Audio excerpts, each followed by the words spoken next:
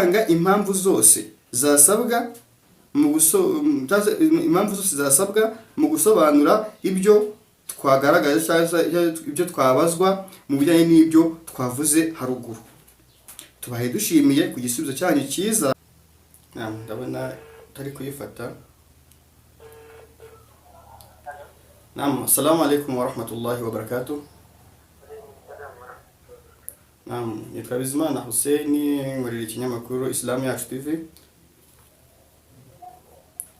Alo? Nari ndimo kubasaba ko mwaduha ubusesenguzi ku kiganiro twari turimo mu kiganiro nibyo. Yewe rero aho ndi mu nama ntabwo ko waringira nk'abanga no mu nama. Inshallah taala.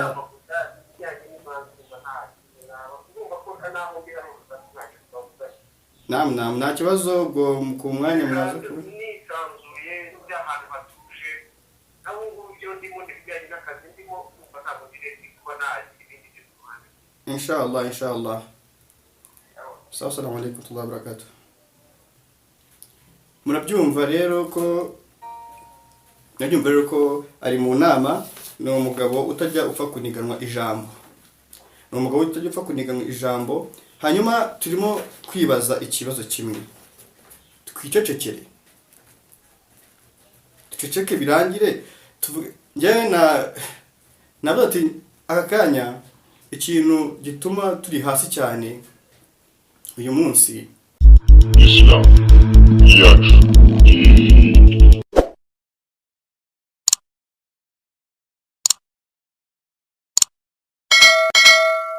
يا أيها الذين آمنوا اتقوا الله حق تقاته ولا تموتن إلا وأنتم مسلمون. ثم قال أيضا يا أيها الذين آمنوا اتقوا الله وقولوا قولا سديدا يصلح لكم أعمالكم ويغفر لكم ذنوبكم ومن يطع الله ورسوله فقد فاز فوزا عظيما. ikuzo ishimwe n'abandi bikuretse Allah subhanahu wa ta'ala. Amho n'imigisha by'Imana nibe kuntumwa ku mukunzi wa Allah Muhammad sallallahu alayhi wa sallama, we nabiwe n'abasangira ngendo be ndetse n'abandi bazakomeza gukurikira iyo nzira kuzageza ku munsi w'imperuka. Dusaba Allah subhanahu wa ta'ala ko twazaba turi muri abo ngabo. Allahumma amin. Alhamdulillah, ku bushobozi bwa Allah subhanahu wa ta'ala twabaye abayisilamu tutabihisemo cyangwa se atari izindi mbaraga dukoresheje, ahubwo uretse ko inama za Allah zatugezeho natwe tukisanga turi abayisilamu. Ariko nyuma yo kuba abayisilamu tukaba hari ibyo dutegekwa kugira ngo twashyira mu bikorwa. Alhamdulillah, uzakurikira akanashyira mu bikorwa uwo nguwo azabana na Allah subhanahu wa ta'ala mu ijuru ubuziraherezo. Naam, assalamu alaikum wa rahmatullahi wa barakatuh. Naam, nanone nitwa Bizimana Hussein, uko mukomeje kumenyera kuri izi kamera.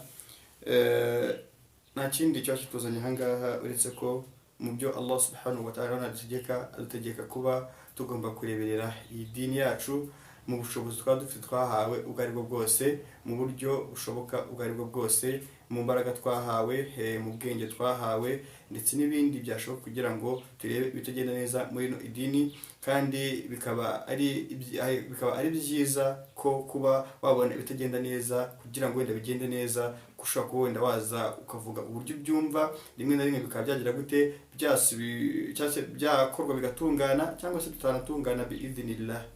Ku bushobozi bwa Allah hari igihe Imana ishaka gucisha mu nzira zindi ishaka, hanyuma ibyo byose bikaba byagira gute byagerwaho. Uyu munsi ndumva nta byinshi byo kuvuga mfite. Ntabwo tugomba kujya tuza hano kuri kamera buri munsi ari ukugaya, ari ukunenga, ari ukugira gute. Ibyo tumajije kubirambirwa. Tumajije kurambirwa imvugo ibi byabaye bitagira ikintu kimwe bihinduka.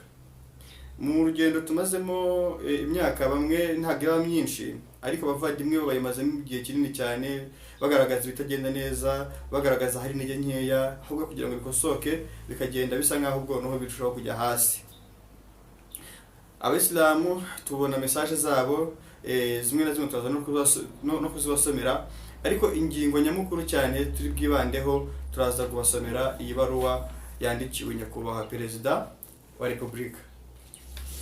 Iyi baruwa impamvu twayanditse byibura no kugira ngo turebe ko abayisilamu natwe mu gihugu cy'u Rwanda twagira ijambo natwe tukajya gute tugahabwa ubutabera. Ngewe menye ubwenge naje ndi kubona ubuyobozi buriho, ubwo wenda n'inyuma wenda igihe gito namajije kwinjira wenda mu bintu bisa nkaho wenda nanjye nareba ibyo bintu ubundi bavuga mu buyobozi n'iki, nanjye reka ndebe bimeze bite. Iyo myaka yose natangiye gukurikirana ibyo bintu, habaye ikintu bita kunenga ubuyobozi bw'abayisilamu mu Rwanda, Amuru RMC. Iyi Amuru RMC, urwo rugamba rutangira abarurwanye kugira ngo barebe ko hari icyahinduka kugira ngo abayisilamu nabo babone ukwishyira kwizana, bimwe n'aba bayoboye ako gatsiko ka Amuru RMC.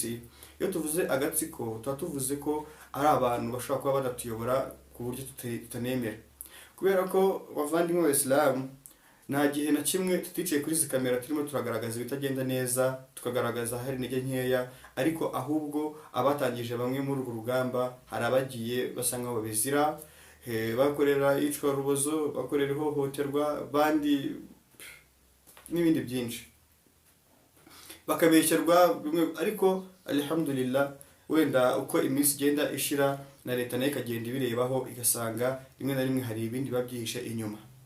Hari ibyinshi twagiye tugaragaza, abavandimwe bakagenda bagaragaza ibindi, abayisilamu nabo bakagaragaza ibindi. Aha kanya iyo tubivuga hari aho bigera, tukibwira ko hari aho bigera, bakanabibona bakamenya yuko byanga bikunda tugize gute bifite ikibazo. Mu by'ukuri iyo tubigaragaje nta kindi tuba dushaka kugaragaza, ntabwo dushaka kugira ngo wenda umuntu wenda abe yagambanira undi cyangwa se no kugira ngo turebe ahubwo ikibazo na cyabaye, abantu ni abantu barakosa, ese burya bikomeze bibeho ibyo bibazo cyangwa se wenda habeho gukosora. Rimwe na rimwe rero hari igihe natwe tunenga ibyo ngibyo, duhimbirwa bimwe na bimwe mu byaha cyangwa se tugahimbirwa mu bigize icyaha kandi bitabaho. Alhamdulillah wenda tuba dufite n'aho tubisohora twe tukavuga, hari abatabona n'aho wenda batabona n'aho babivugira, abo ni nabo benshi, ariko turaza kwifashisha zimwe muri message z'ibyifuzo by'abayisilamu niba nawe ngombwa izo message tuzanazigaragaza twatswe ibimenyetso ko ntabwo ibintu twihimbira tukabivana mu mutwe. Iyo umuyisilamu akubwiye yuko ibitagenda, yavuze ibitagenda neza, hanyuma ugashaka wenda kumwumva ukundi kuntu, ndatekereza yuko ntabwo umuyisilamu ari ufite ikibazo, ahubwo ufite ikibazo n'urimo kugira gute, n'urimo kumva agashaka kugureka ibintu. Aha kanya mu dini y'Ubusilamu turabizi dufite inzego z'abakozi duhagarariye. Inzego kugira ngo zishyirweho ku Bisilamu tuzi inzira bicamo, ku buryo umuntu ntabwo yajya kumva ngo urwego runaka ngo ruramuyoboye tazi n'uburyo rumuyoboyemo. Tutasomera amategeko ngo tumenye ngo mutuyoboye muri ibi ngibi, mutuyoboye muri ibi ngibi. Urumva ni ibintu nyine natwe biducanga. Nta na rimwe ngenda ndabona batumije nkuko wenda inama zijya zibaho, zikabaho mu midugudu bakanga bagaterana bakavuga ibibazo by'abaturage n'iki byose, leta ikajyana ako kari kagenda ikabyandika ibibazo bibangamiye abaturage wenda bakahera gutyo bakabikemuraho. Nuko leta y'u Rwanda yo ituyobora tukanabyishimira ko buri muturage afite ijambo ku buyobozi bwe. Alhamdulillah turanashimira ubuyobozi bwacu, ariko nta gihe na kimwe turabona kumva ngo Amuru RMC yatangaje inama y'abayisilamu rusange cyangwa se wenda y'abayisilamu, ahubwo itangaza inama z'abayimamu, intama z'abashehe, kuko urumva ko nyine nibo bumvikana, nyine nibo bavuga ibintu, nyine twebwe ntabwo abaturage duhabwa ijambo. Ni nayo mpamvu twandikiye iyi baruwa nyakubahwa Perezida wa Repubulika y'u Rwanda. Abenshi hari igihe dukora ibintu nk'ibi ngibi mukavuga ngo muri kwiruhiriza ubusa, ngo muri kuvuga ibintu ubundi muhora muvuga, ariko nanjye navuze ngo uyu munsi basi reka tuvuge wenda dusa nkaho iki gihe turi kwitegura amatora ejo bundi, nako yaranateguwe, reka tuvuge gutyo kanateguwe, ndetse n'abazatorwa bamwe na bamwe bashyizwe mu majwi baranazwe. Ayo ntabwo bahita amatora. Amatora ajya kuba abantu hafi ya bose n'ubundi bamenye uko bizagenda, ntabwo yitwa amatora. Nyamara Abasilamu twagaragaza ikibazo ati uko twagiyeho ntabwo mukuzi nuko tuzavaho nitwe tubizi. Abasilamu tukibaza ati se twebwe Abasilamu ntabwo dufite uburenganzira busesuye bwo kugira ngo duhitamo abantu batuyobora? Twatanze ingero nyinshi. Nyakubahwa Perezida wa Repubulika iyo bagiye gupanga amatora nta kindi, Perezida wa Repubulika areba imbaraga afite, ukuntu tumukunde, ukuntu igihugu akiyoboye, ariko nawe iyo agiye kugira gute, nawe yagiye iyo habaye igihe runaka habaho amatora, abaturage murebe mushime munenge, tukanenga tugasanga uruhande runini duhengamiye kwa nyakubahwa perezida wa repubulika, tukanamutora bigaca mu mahoro. Nta muntu ashyizeho ngo bigende ku mugaragaro, kaza akatubwira imigabo n'imigambi ye, akatubwira aho azatugeza n'ibindi rimwe n'imwe biranakorwa tukabibona ko byakozwe, amajyambere tukayabona. Kuko iyo umuntu akubwira ngo njyewe nzabagezaho imihanda, nzagezaho imiriro, nzagezaho 90% by'igihugu bikaba bituwe n'abaturage bafite umuriro n'amazi, urumva imibare iri kugaragara. Twe rero nk'abayisilamu maskini twebwe tuvuga ko twanashiriyemo, twabaza ikibazo nk'iki ngiki ngo ni itiku, ngo murwanya ubuyobozi, ngo mugira ngo bigende gute, natwe tukibariza tugasaba ati se basi noneho reka twubahane, nimuduhe ukuntu byagiye bigenda imyaka 9 yose, hafi 10 igiye kuzura. Hari n'abamaze ku buyobozi imyaka 20 irenga, tukabasaba se iyo myaka yose 20 nimutubwire ubuyisilamu buvuye he bugeze he, aho mwafatiye byaremeze bite, none aho bugeze ahangaha bimeze gute, tukagaragaza yuko ahubwo twe twasubiye inyuma, n'ibimenyetso twabigaragaza ugasanga turimo kwitwa amwe mu mazina utapfa kumenya. Nahoze ndi kure ikiganiro kuri Dawa Rwanda TV, hari umuvandimwe Sheikh Munyezamu, Allah mworohereze, hari igihe umuntu ajya nyina gutya agwa mu gatego ka shaytan, nawe kaguyemo ashiduka yanditse message atuka abantu dukoresha ingomanyambaga, nabandi yabwiraga twebwe gusa tugashima Allah ko yaduhaye none umutima ukomeye yo kwihanganira ibyo byose. Bamwe batwita abasazi, abandi bakavuga ko tutazisazira, abandi bakavuga ko tuvuge nuvuga ngo twebwe nta na rimwe turabona umuntu uza hariya ngo avuge ngo ibintu mvuga ni ibinyoma, ngo muze mujye kubisobanura, ngo twisobanure wenda nabo bagaragaze bakadutuka turi abasazi, ibigoryi, imbwa n'ibindi, mujye mumuka. N'umugabo umuntu w'umuyisilamu yagiye hariya nawe kandika message nk'iyo ngiyo, sabye umuyisilamu mugenzi we bari hatari, ariko twe tukavuga ati ibi bintu si iherezo ni irihe. Abenshi hano mfite message bagiye bagaragaza ati se niba mubona nta bushobozi mufite bw'uko abo bantu n'undi bavaho, murimo kuruhira iki, murimo kuvugira iki, mwacecetse mukituriza tukigira ya imani yo kwicecekera. Kundi tubona iki bigikorwa cyakikuzeho amagambo tuvuge n'ibyanga mukoreshe imbaraga, n'ibyanga abarire ku mitima birangire. Ati none se timwe abagabo mwe ati kigihe cyo cyaba kigeze kugira ngo mubabarire ku mitima birangire. Wakanye niyo mpamvu nanjye naje kuri izi kamera, tuvuge birangire, tuvuge ati ubu ngubu birarangiye ko turabona ko izi mbaraga zishobora kuba ziyoboye uyu muryango wa RMC. Je nibaze yuko uhagarariwe n'abo bantu, nizera ko ari bo bihagarika, nizera ko nta muyisilamu niba umuntu umuyoboye mu yatashaka nise nta gahato tuyoboreshwe gahato.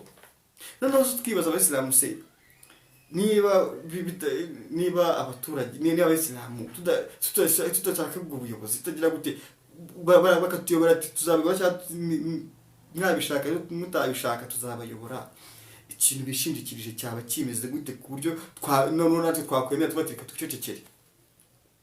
Kubera ko mugani bazakomeza banatwita imbwa ko turi kumuka tumakira ku ma YouTube channel tugira gute, bazakomeza bivuge, kandi natwe turabirambiwe ibi bintu kuza tugaragaza ibintu bitagenda neza, kandi ibi bintu turabizi neza bigera kure.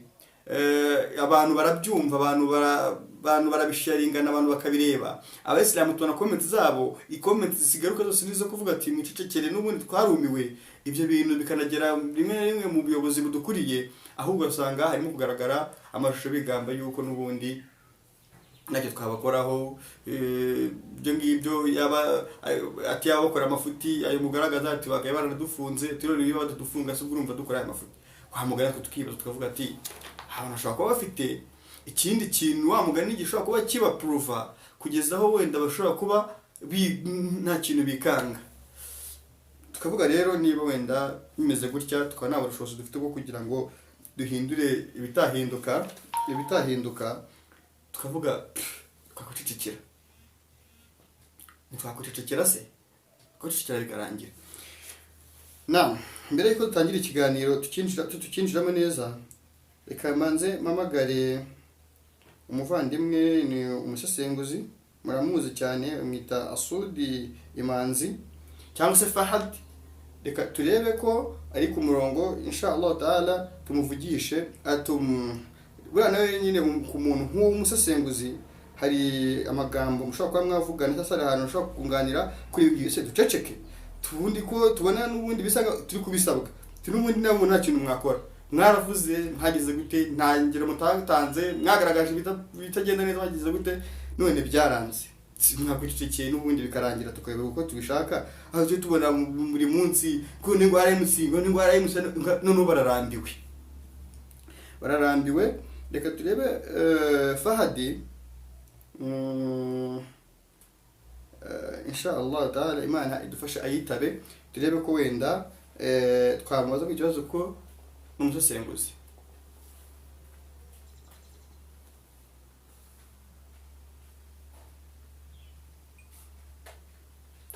Reka turebe ko telefone iri bwacemo, wenda ahari ashobora kuba yatwitaba, inshallah taala iciyemo.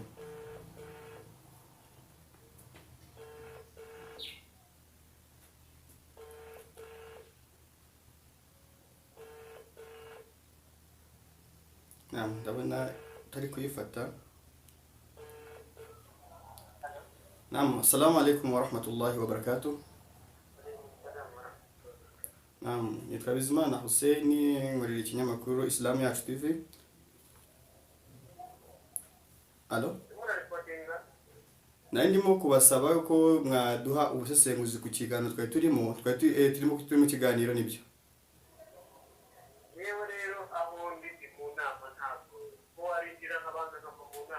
Inshallah taala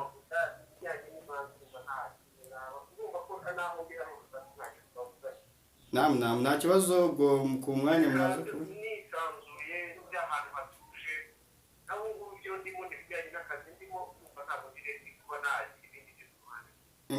inshallah. Assalamu alaikum wa barakatuh. Murabyumva rero ko ari mu nama, ni umugabo utajya upfa kuniganwa ijambo. Hanyuma turimo kwibaza ikibazo kimwe, twicecekere, duceceke birangire, njyewe navuga ati aka kanya ikintu gituma turi hasi cyane uyu munsi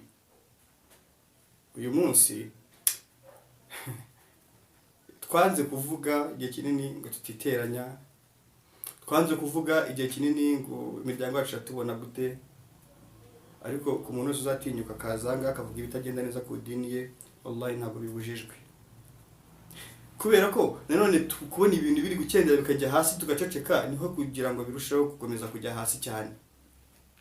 Twagaragaje ibibazo byinshi, imisigiti imwe n'imwe irafungwa, wenda pe birashoboka ko hari impamvu ituma ifunga iyo misigiti, twicazwe nizo za nama twavugaga, baze batubwire abisilamu, turabyibaza, wenda bari n'umukuri, tubyibaze ko bari mukuri, ese basi no kuza ngo batubwire ngo impamvu dufunze uyu musigiti ni iyi ngiyi, basi ese impamvu dufunze iriya shuri ni iyi ngiyi, ni igikorwa gifitiye rega rubanda nyamwinshi umumaro, ntabwo ari ibintu biri bwaze ngo umuntu umwe ngo abe ari we ubyitirirwa, ni ibintu bifitiye rubanda umumaro. Tukabaza ati muduhe ubwisanzure, tubabaze ibibazo bijyanye n'ibyo murimo, ibyo ntabwo bibareba. Rimwe na rimwe tukagira gute, tukanirukanwa twajya gufata aya makuru, hari abayagenerwa kuyafata. Urumva twebwe iyo tugiye gufata izo nkuru bakazitwima bakajya aho baziha, batekereza iki? Babaha nyine, hari ibyo bababwira ngo muvuge, hari n'ibyo bababwira ngo mutavuga.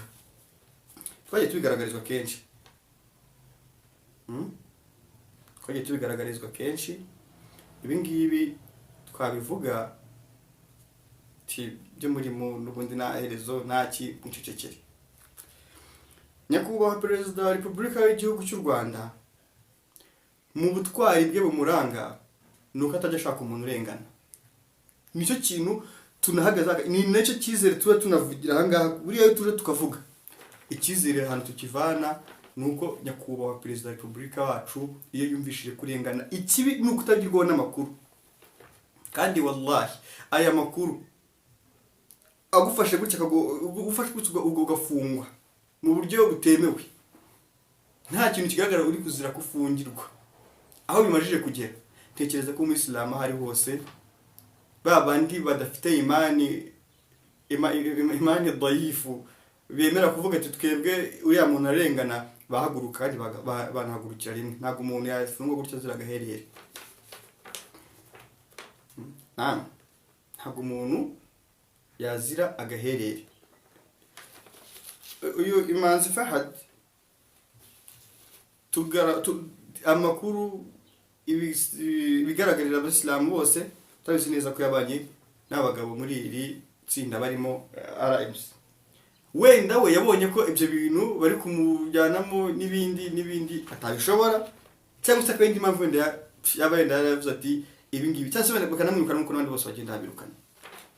Iwe aratinyuka aravuga ati reka njye kuvuga ibitagenda neza. Hari abacecetse havuga ati twebwe se tubivuze noneho tugasanga tugiye mu gatego n'ibyo byose, ko hari n'abandi twabonye bagenda babizira.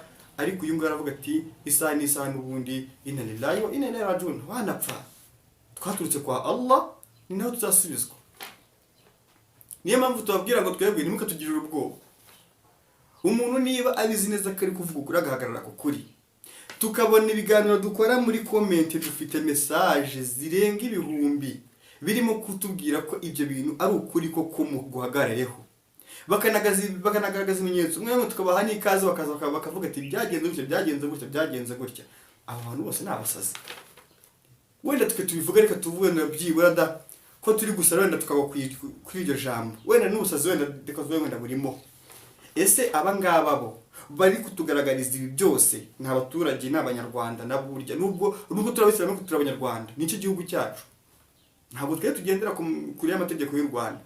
Ibyo dutegeka leta turakurikira, ariko natwe iby'idini dutegeka ntabwo leta idubuza uburenganzira bwo gukurikira iby'idini yacu.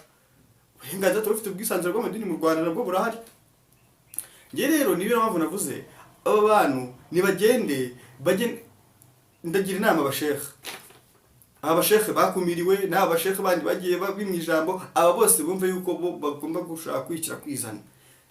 Twameje kubona ko RMC Amuru nta hantu ihuriye n'idini ya Islamu mu Rwanda. Kumva ko batuyoboresheje nyine imbaraga n'igitinyiro badushyizemo kindi muyoboke cyangwa mubireke.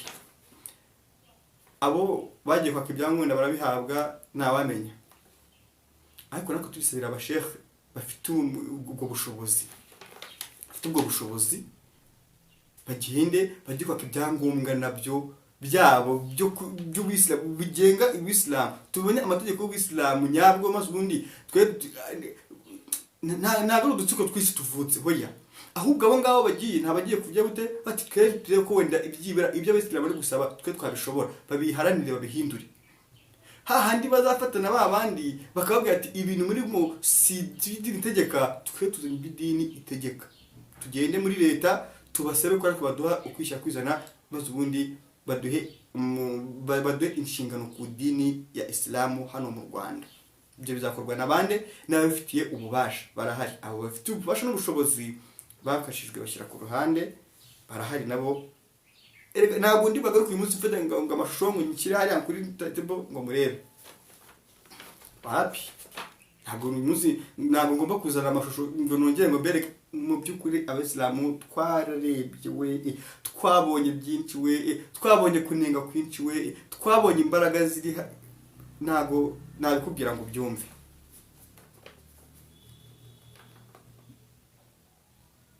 Ntabwo nakubwira ngo byumve kuko aka kanya buri muntu wese igihugu cy'u Rwanda kiduha uburenganzira cyangwa kuri internet. Ikibazo ni ukuyikoresha nabi, ntabayikoresha nabi nabo ngabo leta irabakurikirana ikabaha agasopo. Alhamdulillah, ntabwo wenda iyo waregereye ku murongo wenda ngo igende nigufate kuganiriza ibisibyo, hindura, vugurura ibindi byose, ubwo twizere ko tuzareba impinduka. Ikibazo ni ukugenda ukananirana nawe ugashaka kurwanya leta wapi binavuze ibintu bangende kumva leta ikintu burya kureba ikintu arebye ikakubwira ati sigaho hari igihe bari byo. Noneho ku giti cyanjye yewe ifashe ndavuga ati ku ngaruka byose byatera izo arizo zose. Nanditse iretire ndetse natangiye no kuzirikiriza ku mbuga nkoranyambaga kugira ngo byibura iretire nigira urubuga nyakubahwa perezida wa repubulika, cyangwa se akaba wenda hari umuntu wenda byanga bikunda nimara kusirikira twese dufite audience hano badukurikira. Abo bantu burya iyo ufite abantu nta kindi kintu usigaje. Iyi retire turasaba Allah ko yazamugeraho akayisoma ku bushobozi bw'Imana, binabaye byiza yazayisoma mbere yuko aya matora aba, kuko aya matora aba abayisilamu batagizemo uruhare, batanabwiwe ngo umurongo n'uyu nguyu, batanahawe abazatorwa icyo bazatufasha, icyo bazatumarira, batanatweretse ibyo batugerejeho. Aya matora akaza yitirirwa ngo agiye ni amatora y'abayisilamu. Tekereza abayisilamu natwe ntabwo turinjije cyane kuko twakucicikira tuvuga ngo abantu bagiye kutuyobora mu byo bashaka, mu byo barimo, ibyo bahe byose batuyobore. Ni twebwe rega abagenerwabikorwa rero reka dufate akagero koroshye. Iyo ukoze product kugira ngo abantu bayiyumvemo no kugira ngo wenda abantu bayimenye, ugomba gukora icyo bita customer care, customer. Iyo customer cyangwa se iyo marketing ugenda ukora, iyo marketing niyo ugira gute, niyo ugenda abantu uti wenda nkora akarusho, nkora iki, ibi biraryoha, biragutya kandi ingaruka nziza yabyo ni iyi ngiyi. Ukatuvuga ati kangure karakantu wandi kumwe n'ingaruka zako ari keza. Ukakagura bitewe nuko umuntu yabaje gusanira ibyiza byako product. Nabo nibagire gutya bamenye ko ni umusingi. Umusingi wa byose ni twebwe abayisilamu. Tudahari ntago bajya kubwo buyobozi. Ni twebwe bagenerwa bikorwa. None se numara kuduhunga ukaba utatubwira ngo gutya twebwe se ubwo tuzamenya dukurikira ibiki. Rimwe na rimwe niyo mpamvu bango bakuzanira ikintu ngo mukore, abayisilamu bamwe bacyanga kuninagondwa. Ni impamvu batari gucyanga banze kugikurikira buhumyi. Kuko hari abantu niga bihagarara bako bati ngiye nzakurikira ikintu buhumyi nacyumva neza. Kicikiri. Reka nicecekere. Uyu muvandimwe Imanzi Fahad buriya nago gukeka ni haram. Ibyo kuvuga ngo gukekana ntago ari byo. Nibyo yarari mu nama, turabibona ko yari mu kavuyo k'abantu. Cyaswe ndashaka ari mu sako n'ahandi, ariko bigaragara ko wenda ibyo tubwiye byo turabigendera 100%. Ariko ashobora kubona kwanga gutanga no makuru bitewe nuko ababizi neza ko hari n'abantu bashobora kuba bagira gute bavuga ibintu yavuga ibintu wenda bakanongeraho. Inshallah tuzongera tumuganirize nibikunda. Turabizi neza ko n'umugabo nawe tubyuniganwa ijambo. Rero bavandimwe b'Islam, reka mbere yuko wenda tujya muri byinshi dusome iyi baruwa. Iyi baruwa yanditse ku tariki 16/5/2024. Yewe nahisemo gukora ibi ngibi kuko mbona ko iherezo ryacu n'ubundi ni kwa kundi tuza tuvuga. Byibura wenda iyi baruwa isomwe wenda bakamenya n'ibikubiyemo, mu by'ukuri ko byagenda kose ntabwo byabura icyo bitanga. Okay, dushobora wenda guba wenda abayobozi ko n'ubundi bahora ntacyo gihinduka. Ushaka kudahinduka kuko turabibona neza guhinduka byo ni hatari. Gusa abasilamu benshi bifuza impinduka. Kugira ngo muze no kubona ko ari byo, muze mujya mumanuka hasi muri comment, musome murebe abari kuvuga ngo abanenga ni bande, abishimiye ubuyobozi ni bande. Dukore pourcentage nyinshi ari bwagaragarire turemera amakosa. Tuzaza kuri kamera tuvuga ati mutubabarire twakoze amakosa, twari tuzi ko wenda twebwe n'ibindi byinshi. Ariko uyu munsi ibyo tugaragaza n'abandi niko babigaragaza. rero reka duhere wenda ku mpamvu y'iyi baruwa. Impamvu gusaba kurenganurwa ku Bayisilamu. Mu by'ukuri iyo tuzo gusaba kurenganurwa ku Bayisilamu, akarengane impamvu ko tugakorerwa ibintu byitwa iby'Abayisilamu nta burenganzira tubigiramo. Ubwo niba umusigiti wenda urugero wenda w'imusha wavuze ati cyangwa se umusigiti wenda amaje ngo ati uyu musi nukufunga nayo musi iraza nta busobanuro itanze bashyire ingufuri birangire. Umuyisilamu nagerageza kubaza ati se impamvu ati mucecekere impamvu turayizi nitwe twawufunze kandi nitwe tuzi impamvu twawufunze. Umuyisilamu agifite uburenganzira mu bintu bye ati impamvu tuzayibabwira. Reka tudatinze tubasomera kuri ino lettre, iyi lettre hanyuma ubundi tukomeze nyuma insha Allah. Iyi lettre iratangira igaragaza impamvu yuko isabye. Ngo iyi mpamvu ni ikomeye cyane kugira ngo tubanze tuyiteho tunayumve mbere yuko wenda twajya no ku bindi bintu byinshi wenda bigiye bitandukanye. Ni ukuvuga ngo iyi lettre itangira igaragaza impamvu. Ni kuwa 14 z'ukwa gatanu 2024. Telefoni ngendanwa yo wayanditse ni 079 20 18 021. Rwamagana Iburasirazuba, Kigali City. Uwandikirwa iyi baruwa ni hatuye Kigali City, ibiro by'umukuru w'igihugu Rwanda. Impamvu kurenganurwa. Bwana Nyakubahwa Perezida wa Repubulika y'u Rwanda, twasabaga kurenganurwa duhabwa uburenganzira busesuye mu kwitorera abayobozi banejeje kandi banizewe mu gucungirwa umutungo wabo nk'Abayisilamu. Mu Rwanda nyuma y'uko RGB itegetse amatora ya mufti mushyashya, abashehe bamwe bahise birukanwa mu kazi bitunguranye kandi abandi barahagarikwa. Tubaye dushimiye mu gihe dutegereje igisubizo cyanyu cyiza. Umuturage Bizimana Hussein. Ntabwo murumva ko ibindi byose reka dukomeze turebera hamwe ubundi impamvu nyamukuru yatumye twandika iyi lettre ni iyihe. Niba umuntu ufite nosiyo ku dini, abantu tutaba mu bumenyi, turi kwirinda kuvuga ngo umuntu ufite ubumenyi ku dini, abantu tutaba mu bumenyi, ariko umuntu ufite nosiyo ku dini kurusha undi, uwo nguwo niwe ugomba kureba akajya gute agafata inshingano. Byonyine uwo nguwo hari amakosa amwe namwe ashobora kwirinda cyangwa se akayagwamo n'abizi, akaba yamenya kujya gute kuba yanayadefanda akayavamo bikarangira. Uyu munsi turavuga ko inshingano zahawe ba nyirazo kubera impamvu, inshingano zahawe abantu batari ba nyirazo kubera impamvu imwe n'imwe. Aka kanya yewe mfite ubuhamya wenda bwaho nuye.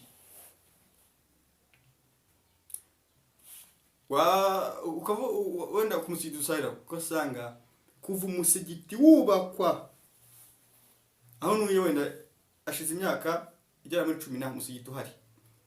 Umusigiti wagiye 2008.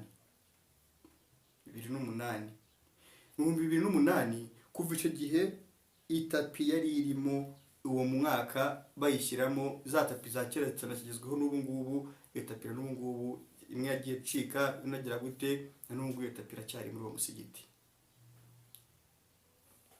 Babivuga itiko ko ni itiko.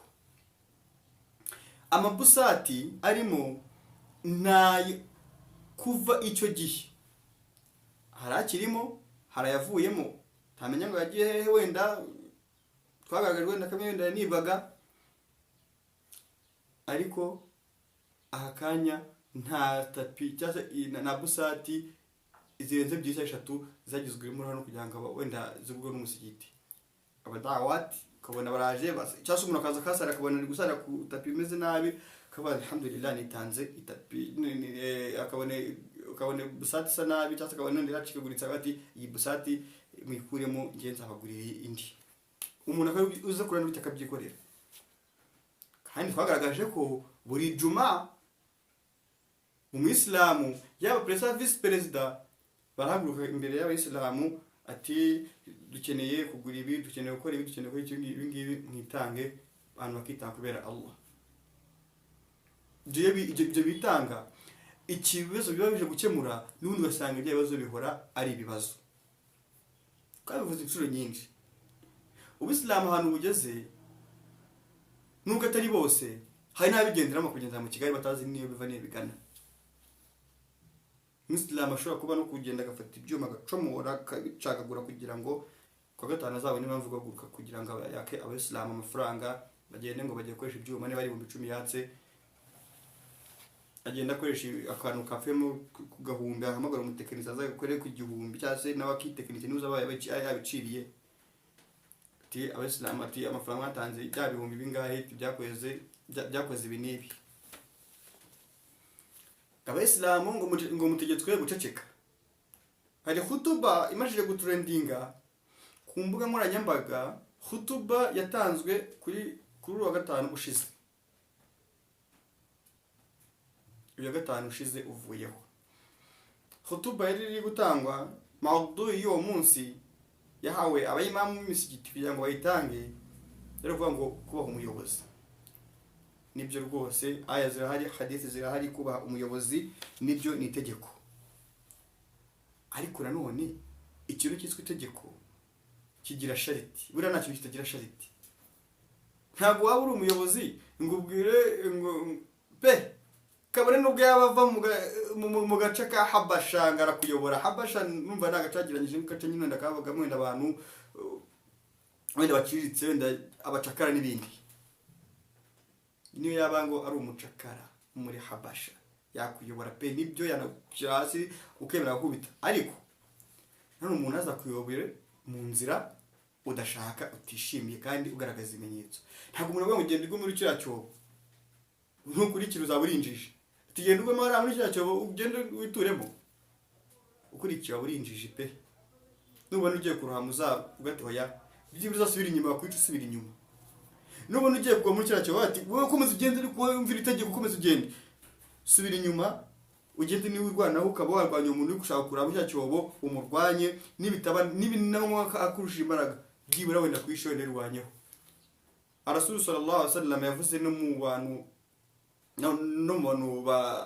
bandikirwa jihadi, rwana jihadi no kurwanira icyubahiro cyawe. Jihadi kurwanira icyubahiro cyawe, kumva ko wowe urimo kurengana umuntu akaka kurenganya gusa ukabirwanira ukabitsindira, urwanya jihadi. Ari duha tugaragaza uyu munsi rero ko twubaha umuyobozi, ko umuyobozi n'itegeko, ngo tukavuga ku bayobozi. Nene se kubera iki kitagenda neza utakivuga? Rasul sallallahu alaihi wasallam yaravuze ngo muzabaze kugeza n'igihe muzabaza umubu ugeze gutya kumuruka mukoraho gutya, muzati ngo nawe ukuraho gutya, umuzati uwo muko cyuko ati biri muri cyangwa biri hadith tinubumva kuko wabibona ubumenyi uzayibaze, ntabwo ikoze haram. Natwe rero turabaza ngo ese muri myaka 9 mutubwire, ese iterambere ririhe rirahari cyangwa se twasubiye inyuma? Ese twasubiye inyuma rero, niba twasubiye inyuma rero tugiye kuvugurura ibi. Impamvu imbogamizi zari izi ngizi, turasaba Allah ko imbogamizi zamajije gushiraho zararangiye, tugiye gushyira mu bikorwa noneho by'Abayisilamu bashaka, ubu birarangiye. Aho ngaho tuzamenya ngo Abayisilamu dutegereje iki, tugiye no kubona ibyo mutangiye kutubwira ko bishoboka, ko bigiye kuba byashoboka.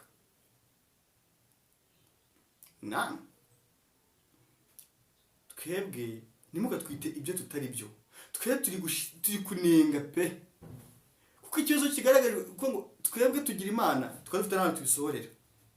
Ahangaha iyo nje mwicara ahangaha nkakora ikiganiro nk'iki ngiki kirebwa n'abantu, kabone nubwo cyarwa n'abantu 1000 bonyine.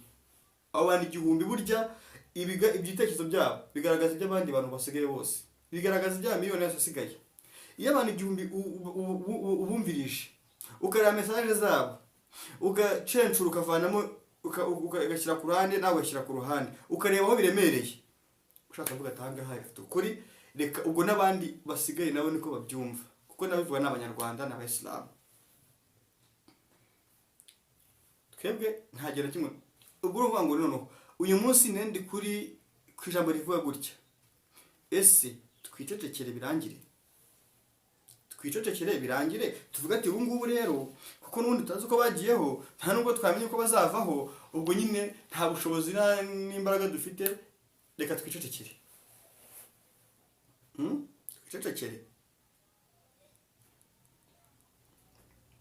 ntabwo ati niba nta mpinduka turi kubona ngo tukabona turi gusubira hasi kurushaho kandi n'undi abatuyobora tukabona badahinduka wenda tubone n'imbaraga nshyashya nawe ngo inshingano zambuwe ba nyirazo ariko Rasul sallallahu alaihi wasallam buriya nk'umwarimu wacu n'iki nta kintu yigeze avuga mu marangamutima ye wallahi yaravuze ngo n'ikizabamenyesha ko imperuka yegereje ngo nuko inshingano zizahabwa abatari ba nyirazo ikizababwira nuko n'imperuka nyine ngo yegereje ngo muzajya kubona ngo n'inshingano zirimo kuragizwa abantu batari ba nyirazo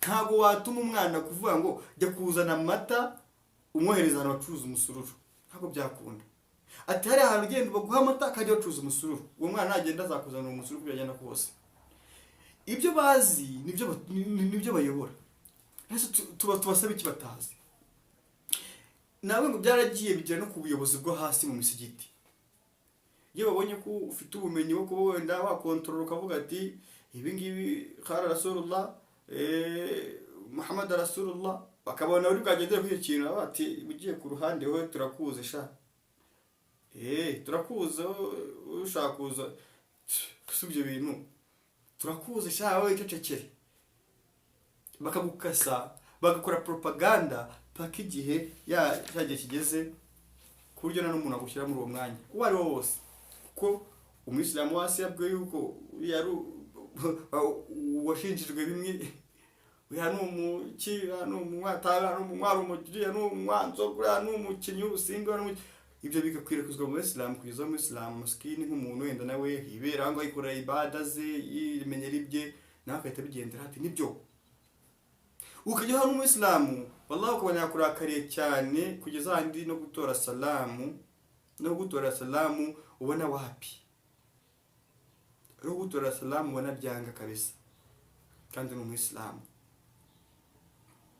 ni indwara kugeza aho umuyisilamu gutora salamu mwari inshuti mwari iki niho hari icyo kibazo bati rero harimo ikibazo rimwe na rimwe ku muntu ufite ubwenge hari ukureta bati ariko reka njye kubaza wamubaza rimwe na rimwe akatavuga ati wallahi reka mbabwire ati reka mubwire ati ibi bintu niba ubikora bireke ati twabwiye gutya na gutya uwo muntu wagira abwira izo nkuru azimuragira gute wowe murahorana niyaje kubwira ati ya Hussein ngwino tukuganirize ati nta ibintu urimo bitya biretse byari byiza kurushaho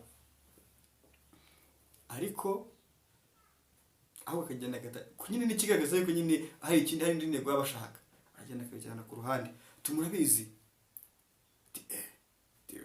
ni hatari tararya agira gute wallahi noneho niyo bakugize gutya bakagushyira muri ubwo buyobozi ukagira ibyago ukajyamo nyine ukavuga ati nibyisanze mukicikira ukavuga ati reka ndebe nicecekere niturize iyo ubugezemo imitego usimbuka niyo myinshi kuruta ibyo uri gukora niba gushinze wenda ko wenda urugero rumudawati ati wenda wowe ushinzwe dawa ku musigiti wacu jya mu rubyiruko gukora ibikorwa by'urubyiruko mugira gutya mwere ko idini yacu mwateza imbere iyo watangiye kubona ko bitangiye kuba neza utangira kugenda usimbuka imitego ujya kugera ku gikorwa nyamukuru umajije gusimbuka imitego irenga nk'igihumbi maskini abivuga ati abayisilamu mugira itiku abayisilamu ibintu bamurimo ese ibi tuvuga rero tubifitiye fagiti niyo mpamvu akanya iyo tugize Imana tukabona igikorwa kitagenda neza kuko ariko tuba twabibonye turaza tukabivuga kubera Allah n'igikemuka cyangwa n'igitekemuka nta kundi reka nsoreze kuri izi message ndagerageza gusoma ku mpande zombi hari ibiganiro bikorwa kuri channel Islam Yacu TV tunabasaba ko mwajya musharinga ibiganiro byacu kagera kure mukabisangiza bagenzi banyu mugavanamo amagambo asa nkaho ari meza mukayashikariza bagenzi banyu hanyuma n'ibindi bikagenda bikorwa kubera Allah subhanahu wa ta'ala kubera Allah subhanahu wa ta'ala, twiringiye Allah ko ibintu byose byagerwaho ariko ku bushobozi bw'Imana. Tugiye kubasomera izi message zagiye zandikwa n'abantu impande n'impande zitandukanye abayisilamu, ku bitekerezo bagiye batanga ku biganiro twagiye dukora. Turajya muri comment insha Allah. Turajya kuri twabaye ko tugakoresha ibinyamakuru bibiri, Dawa Rwanda TV ku bayisilamu bagenda bagaragaza iminengeri n'iki, tunagera no kuri Islam Yacu TV turebe ko nabo hari ibyo bagaragaza. Ibi ni ibitekerezo ku biganiro tugenda dukora. Tugenda dukora. Duhere kuri cyambere, bamwita cyangwa se reka twirinde kuvuga amazina yabo kugira ngo bitaza kugira ikibazo bitera. Hari igihe umuntu azana muri comment akandika ariko wenda adashaka nyine zo comment ntabwo abantu bose bazisoma. Reka tugire ibanga tube twasoma, ariko turasoma izo zindi ushobora kubona wanabazwa, zimwe ushobora kuba wabazwa ukabona wasubiza bimwe mu bibazo bakubaza ko tudire ngizi ukanazerekana. Reka turebe bitinila. Uyu nguyu yaranditse ati aha ati se twakwicecekeye ati ibi ngibi n'ubundi igihe twabivugiye ati imyaka ishize ari ingahe ati rero ngubu igisigaye ati namwe ni ukujya nyine muza mukavuga nk'abandi bose maze mukigendera ibintu bikarangira. Nabyo nahereyeho mvuga. Hanyuma undi arandika ati assalamu alaikum wa rahmatullahi wa barakatuh. Ati ese ati murayibona gute ati twebwe ati nk'abayisilamu twandikiye RGB hanyuma ikaduha uburenganzira tukitorera abayobozi bacu dushaka ati n'abashekhe dushaka ati kugira ngo baduhagararire mu dini yacu ati murayibona gute. Urumva undi araza iyo yaratukanye reka tumurenge, n'uyu yaratukanye reka tuyigure tubarenga abangaba. Undi araza aragaragaza ati assalamu alaikum wa rahmatullahi wa barakatuh. Ati eregati ibintu tubona naherezo ati kubera ko ibiganiro turabizi neza ko ibiganiro bigera kure kandi birebwa n'abantu ingeri zigiye zitandukanye harimo n'abayobozi. Ati rero ibi ngibi impamvu bidakemuka turatwe dutekereza ko hari impamvu ibyihishe inyuma ati bitewe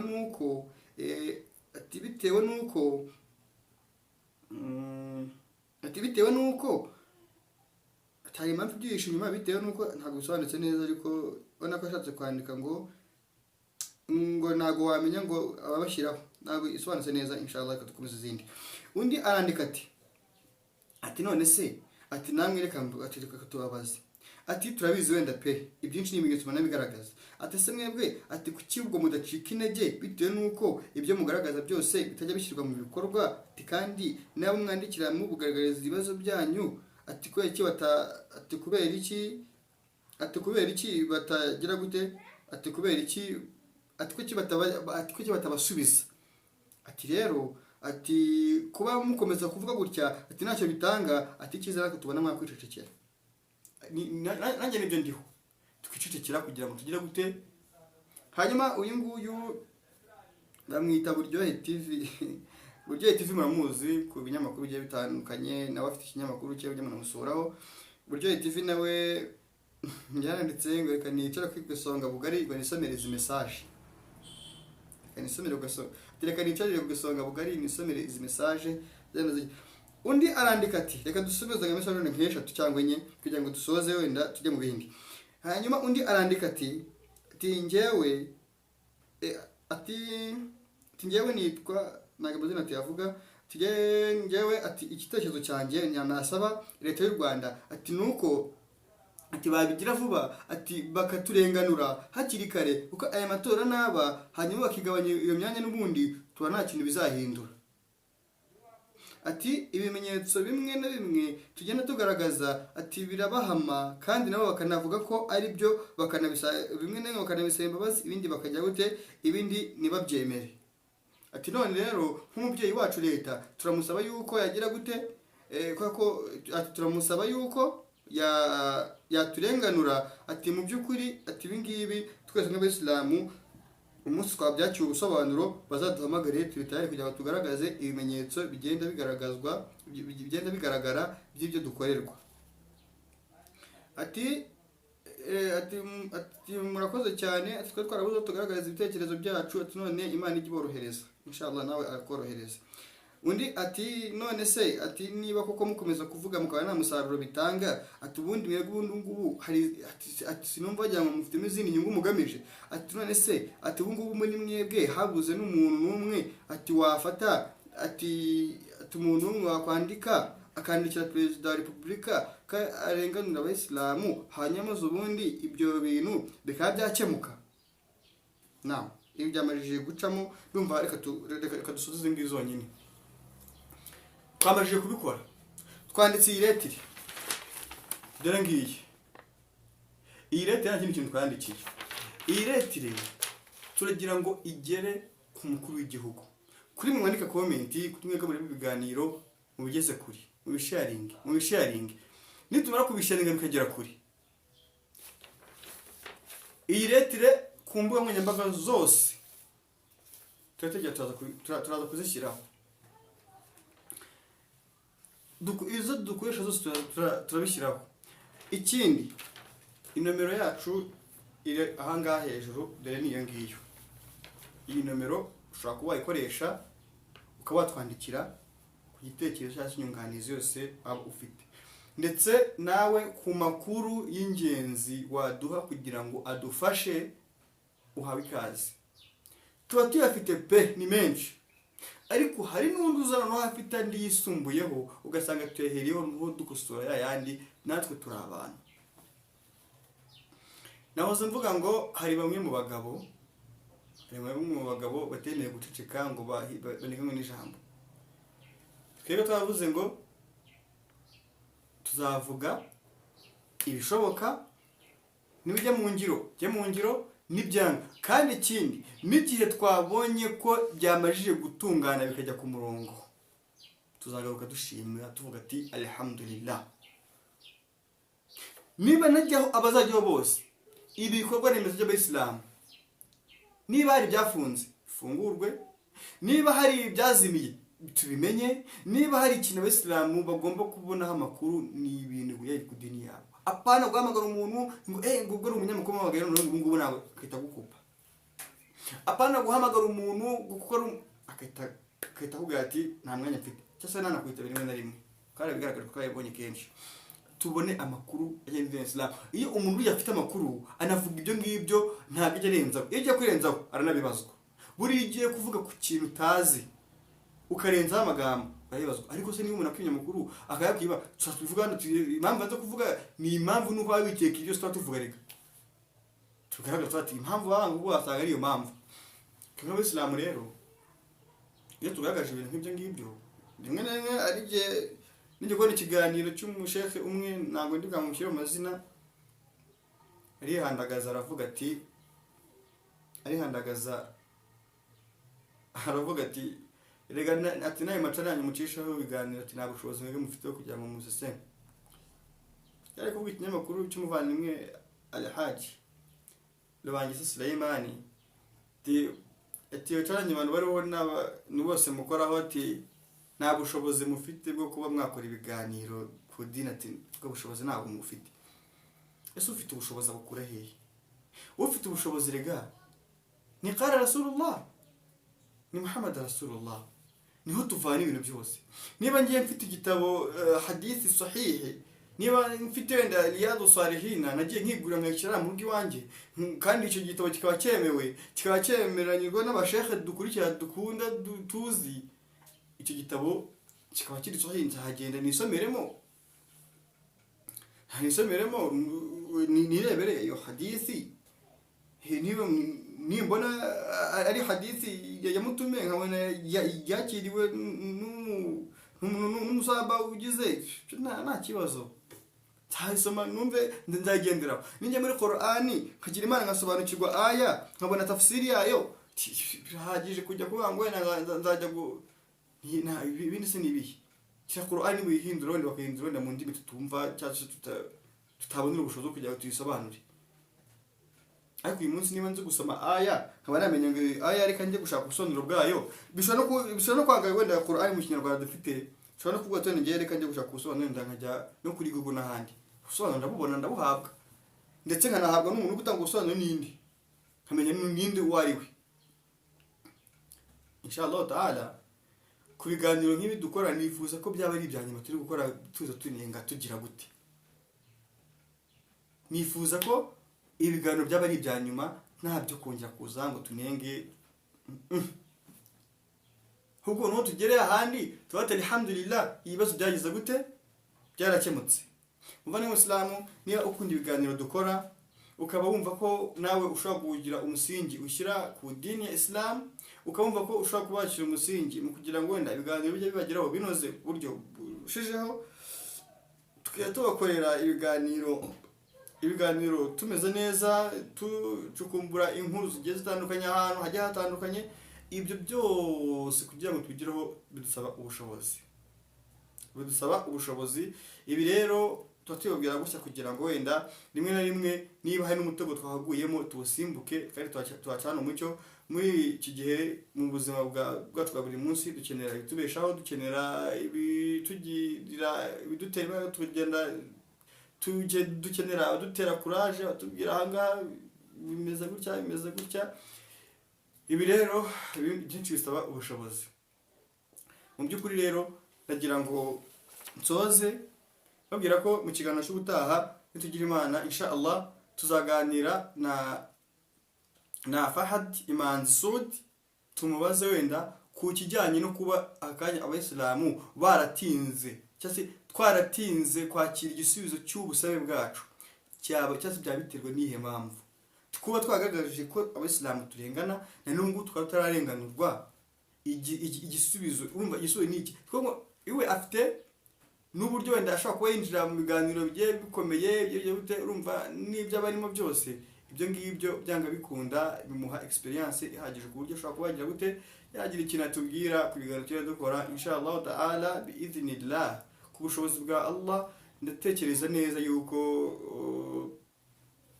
ibi ngibi tuzabikora kubera Imana, kandi igihe tuzabikora n'amarangamutima yacu natwe nta kintu twageraho. Alhamdulillahi rabbil alamin.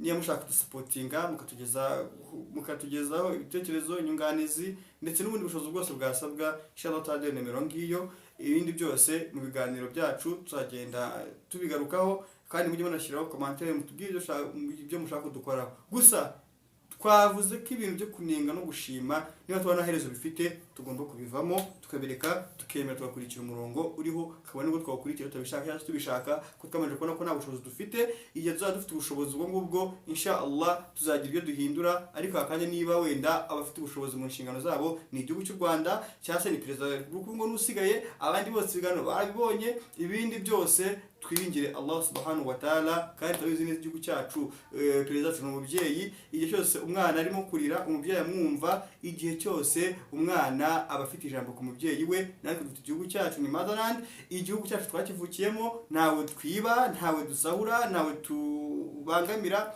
Igihe byanabayeho turi abantu. Ikindi ni uko twebwe mu magambo yacu ya nyuma ngewe naba kugira ngo nsoze, nyakubahwa perezida wa repubulika turagusaba yuko mu magambo yacu wajya mu magambo yacu dusaba watwumva maze ukadukemurira ikibazo abasilamu dufite. Hanyuma niba tunasabwe impamvu zigaragaza ko dukeneye ubutabera tukazigaragaza. Ibi ngibi wenda bizatuma wenda abasilamu tubaho wenda twishimiye ubuyobozi bwacu ndetse nabwo butwishimiye. Ibintu bigera mu bikorwa, kuko abasilamu hari igihe tunagira ubwoba yuko hari igihe bazatandukira ku murongo bitewe n'ibitekerezo byabo tubona. Hari igihe byazashiduka usanga hari imyanzuro imwe n'imwe bafashe ikarishye kandi bitakabaye ari byiza ku mpamvu zigiye zitandukanye twebwe twagaragaje, bitewe n'uko igihugu cyacu hari igihe kitatwemerera. Dufite umutekano, kwigaragambya umuntu yabazwa impamvu ari kwigaragambya ntabwo byemewe, ariko tukagira ubwoba twuba ati ibi bintu dushobora kuba twabona. N'ubwo wenda turi guhamagarira abantu ati nimuzigere mutandukira ku mategeko y'igihugu cyacu. Igihugu kiturebera kure. Hari igihe wenda impamvu wenda bitarakemuka, hari impamvu wenda byinshi inyuma. Ibi ngibi rero iyo tuvuga gutya tuba tugira ngo umutekano w'Abanyarwanda ndetse n'idarapo ry'igihugu cy'u Rwanda turiheshe uburenganzira neza ndetse turihe n'agaciro. Ibi ngibi igihe tuba tubikora tuba turi abanyarwanda buzuye bemewe. Igihe bitagenda neza tuzandika ubusabe bwacu, ku busabe nibukurikizwe, ubwo busabe nibusubizwa tuzamenya ikiba wenda tuzamenya mwena aho duhagaze uruhande turiho. Ariko nizera yuko umukuru w'igihugu ni umubyeyi kandi areba kure kandi afite abayobozi bareba kure. Abayobozi bacu rero nabo ni batugirire neza, hanyuma ubundi bajye kureba, bajye ku kibuga barebe ibyo bintu biri kuvugwaho, niba koko abasilamu wenda bifuza impinduka cyangwa se wenda niba hari bamwe mu bayisilamu wenda batageze gute wenda bishimiye ubuyobozi, nibasanga wenda hari abishimiye ubuyobozi, nibasanga n'abatishimiye ubuyobozi bazashyira ku munzani biiznillah. Imana niyo nkuru, hanyuma tuzakomeza kujya gute tuzabe kubaho nk'uko Imana ibishaka. Wa hadha assalamu alaykum wa rahmatullahi wa barakatuh. Subhana rabbika rabbil izzati amma yasifun wa salamun alhamdulillahi